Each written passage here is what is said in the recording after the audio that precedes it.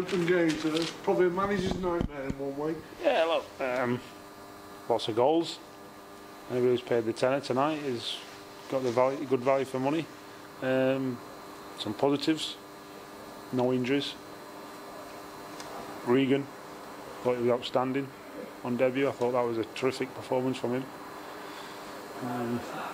3 goals. Daniel, he's scoring a couple. Really good. But then some negatives as well. So plenty of negatives, to be honest. But listen, it's 90 minutes for lads that haven't played 90 minutes at that level for a while, for some of them.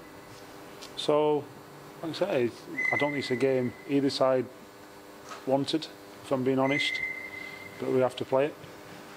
I think we'd have both flipped a coin and seen which side the Papa John's pizza would have landed to see who decided to get the 3 points. But it's it's disappointing to lose. We can't gloss over it, but at the same time, I'm not going to dwell on it either.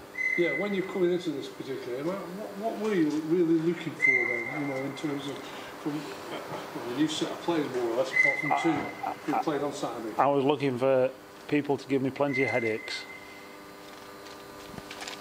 You didn't get that really then enough? From some.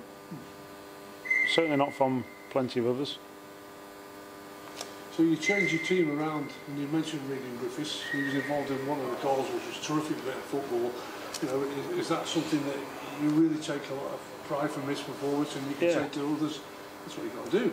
Exactly. I think he showed real maturity. I think he's played some 23 games this year when we've gone, is he ready? Is he not ready? But then Josh Lundstrom's got a stress fracture, and on you go. He's been out on Witten, and obviously that got curtailed because of coronavirus. And we think he might need a bit more first team football at Witten, and maybe a bit higher than that. But listen, he's coming tonight. We can't get carried away. Let's be honest, Shrewsbury have made, 5, 6, 7, 8 changes, whatever the number is. So let's not get carried away. But he's a real promising. He could have done a lot worse, that's for sure. I thought he was excellent. I thought he was our best player. I do. I thought he kept the ball well. I can remember him giving the ball away once in 90 minutes. Well, that's not a bad start to your career. So he was a real shining light tonight, I have to say. You come from 2-0 down to get to 2-2 and then to 3-2 up. Is that a disappointment again? Yeah. What you saw from what you wanted from your players? Must have probably done all the hard work and got themselves right in the game to hopefully go on and win it. But it didn't happen. Well, the first thing is you can't give any team a 2-goal lead, and we did. That's the first 2 goals are shambolic. I don't think it's too harsh to say they were shambolic. Then you go 3-2 up and you go on then, keep going, keep doing what you're doing. And then suddenly it's a basketball game, because we allow it to be a basketball game. The turnover possession in the last 15-20 minutes was really high. Both teams whacking it to each other, and it was going end to end. And I think they had more legs than us in the end, and it told. They got in behind us a couple of times and down the sides of us, while we're still trying to get up the pitch because we don't whack it. We don't play like that.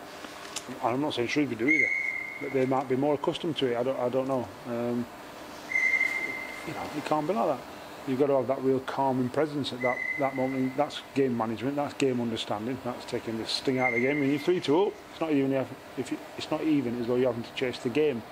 And like I say, I felt we lost the game 10 minutes before they scored the equaliser, because we were just we were offering possession up cheaply, really cheaply, under no real pressure, or certainly nothing different than they haven't gone right. We're going to go this way, or change the formation, and we can't work it out. It was all the same. I just thought we made some real poor decisions in that 10 minutes, and suddenly it's 3-0, and then suddenly it's hang on a minute, and it's 4-3 because we're still in sort of lazy decision-making mode, if you like, or shattered decision-making mode, one or the other. Well, that's what it seems like. It'd be interesting to see what the physical stats say, sort of that 10-minute period, or from that moment right to the end of the game. So, like I say, that's a real area to look at and to sort of analyse and see if that did play a part. Because that can be easily remedied by getting fitter. You make better decisions for longer. But listen, like I said, there's some pleasing stuff and some not so pleasing stuff. Was it a case as well, when you looked at your substitute bench, you didn't really want to bring it on, you got enough there, you just wanted to give them all that breath, did you? Yeah.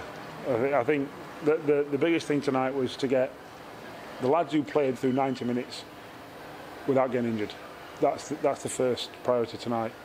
And the second, lads, you don't want them to set the pipes and slippers off on the bench. That's the truth. And I'm pretty certain, Shrewsbury was the same. I think they had a couple of 16-year-olds on their bench, and all their players are at home tucked up in bed. Now, we're not afforded that luxury because we haven't got as big a squad. I make no apology for that. That's where we're at. Should we have done better? Should we have won the game? Yes. That's disappointing, but at the same time, the main thing about tonight was no injuries and getting 90 minutes into some lads that needed 90 minutes at that level, that tempo, that standard.